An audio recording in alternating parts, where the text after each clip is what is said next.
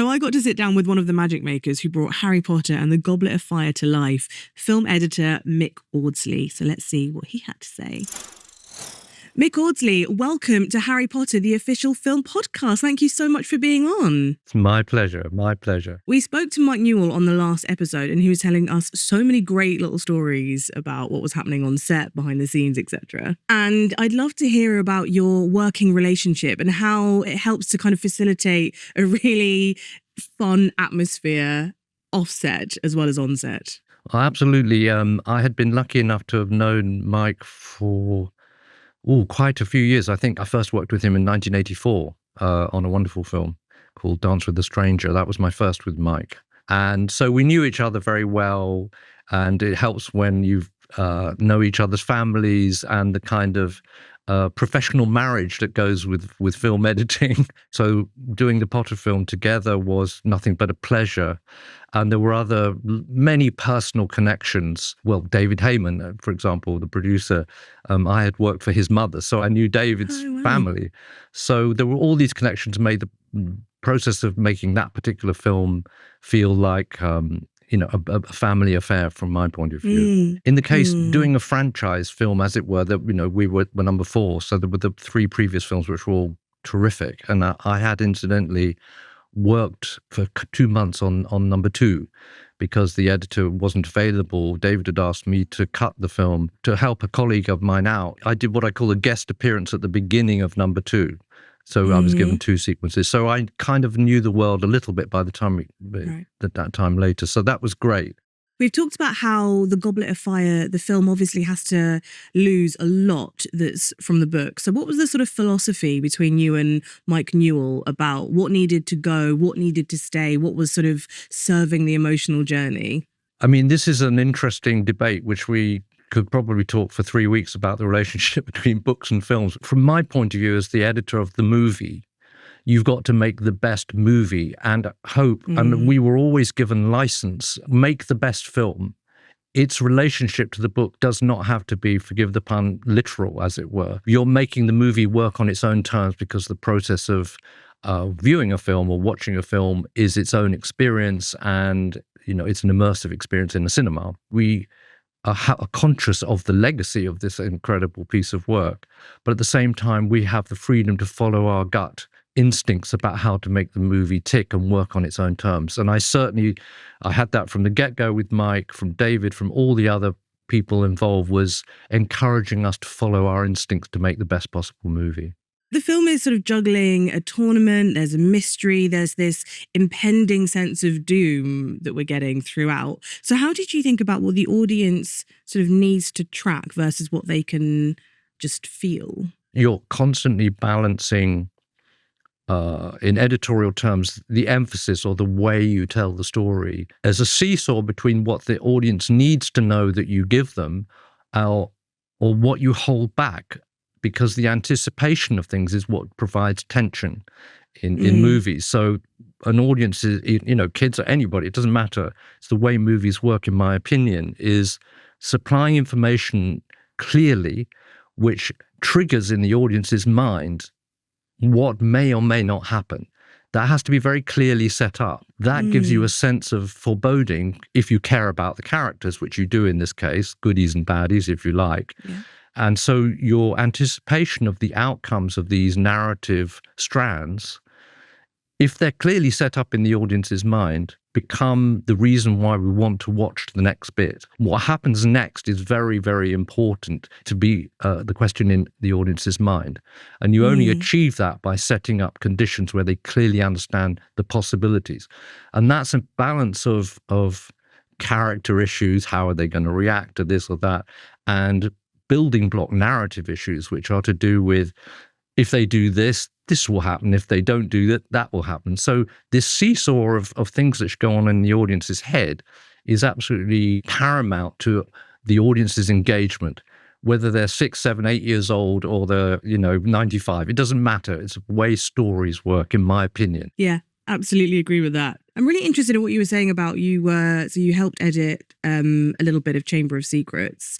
Just thinking about like the consistency in the world, because In Goblet of Fire, as with each film, the world that we get to know grows a little bit bigger each time. How do you approach that compared to if we are in a completely kind of separate set that we've never been to before? That was a wonderful sort of freedom in a way that you didn't have to do quite the same setting up work because the audience knew it. Although I know that one of the things in my sort of notes to self, as it were make sure that this film works, even if, in this case, the audience has not seen the previous three. But in a way, I then soon realized, actually, when we sort of tested the film, probably people that were seeing the film were going to know the whole legacy of not only the books. So it was a very unique position. It did change the way we looked at things, I think, because people knew the sets, they knew the school, they knew a lot of stuff. It became clear to me quite soon that we fell on the favorable side of that fence, and that probably people were going to know perhaps a lot more than I did. I think it's safe to say that Harry Potter fans do know the most. Exactly. Of anybody. Did you have sort of, not necessarily tricks, but did you have things that were helpful when it came to having to compress so much story into a feature-length film? I know we often rethought ideas, and because of the length of the shoot, ideas developed thanks to Mike and Steve, Clovis, and all these people involved. We were constantly reviewing what I was making, and as the whole thing built, of how we could, and David condoned this all the time, was to keep the writing process continues in the editing of the movie.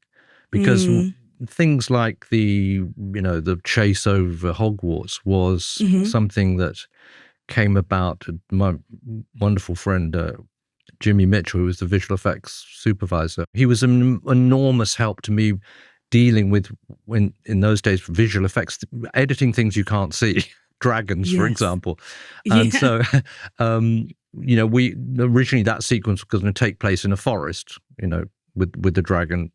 And so at the time, Mike and Jimmy said, why don't we set it over Hogwarts? And so we could use the model and shoot it with much more freedom. So these ideas were all developing as we were shooting other parts, really, because if you have a year's shoot, then there was time to explore things, having looked at early drafts of sequences. So that's a privilege. I think Goblet of Fire also has that unique thing where there is a lot of story to get through, but of course it's one of the most visually stunning films as well, because you have these incredible spectacles of the tasks themselves. Yeah. And, it's not necessarily driving the story on with each shot, but we need to be really immersed in each one and feel the danger and feel the tension, etc. Exactly. So, and I know that Dan filmed so many hours for the underwater, the Black Lake scene. How did you edit all of that together? It took a long time. The one thing I must say about all of them, Dan, all of them, the kids, as I call them. Now, of course,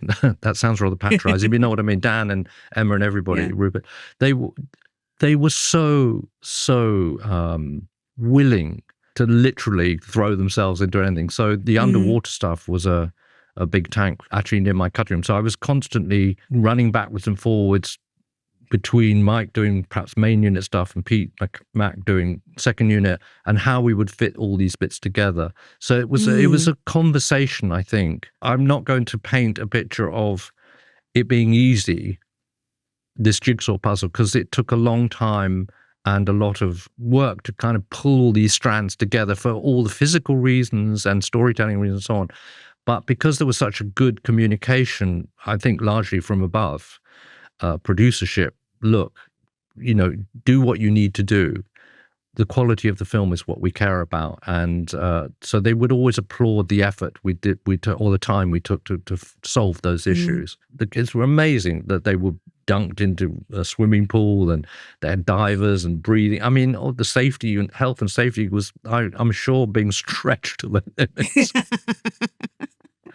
But I do remember, also just little things, assembling the sequences. Dan would come around. We set up a little recording studio and said, Dan, I need you to speak underwater. And he said, look, I'll just put my head in the water and say the line. I mean, they were willing to do anything. God bless them.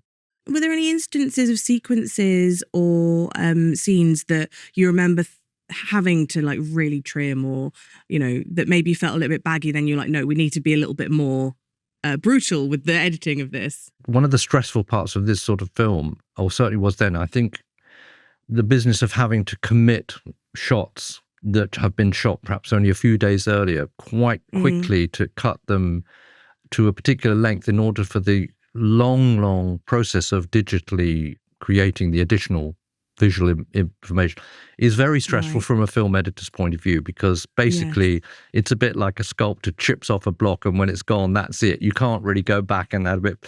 So I would have sleepless nights worrying about, say, the dragon sequence, because I hadn't seen what the dragon would look like. Jimmy Mitchell and Mike very much held my hand and helped me sort of walk through the best way. And I think that particular sequence, shots would come back which were made with incredible artistry around the world, digital artists and so on. But David and Mike said, look, if the sequence doesn't require that shot now, 9 months later, take it out. It's the overall movement of the film, the clarity of the film, and the experience, the immersive experience that needs to lead. That was a great sort of freedom from an editor's point of view. And also, again, with performances, it's an old thing. You think, oh, gosh, this is a lovely performance, so I've got to take it out, you know, because of this, and this.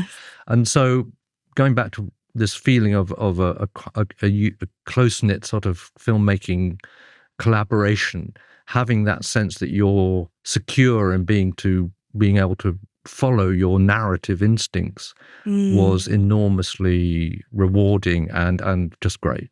When you kind of look back at the Goblet of Fire, do you have a scene that you are particularly proud of, or one that kind of really stands out to you? I haven't got an individual scene, if I'm honest, but I'm very proud of the collaborative requirements that were necessary to deliver things like the dragon scene or the underwater scenes, because of the technical that you touched on a minute ago, the technical process of developing those narratives and making them work in the movie, and all the incredible contributions from so many people. That's what I'm proud of, is that we all managed to share creating those hopefully memorable scenes. Because, for example, Stuart Craig was very involved in the design, right down to the mer people and all that.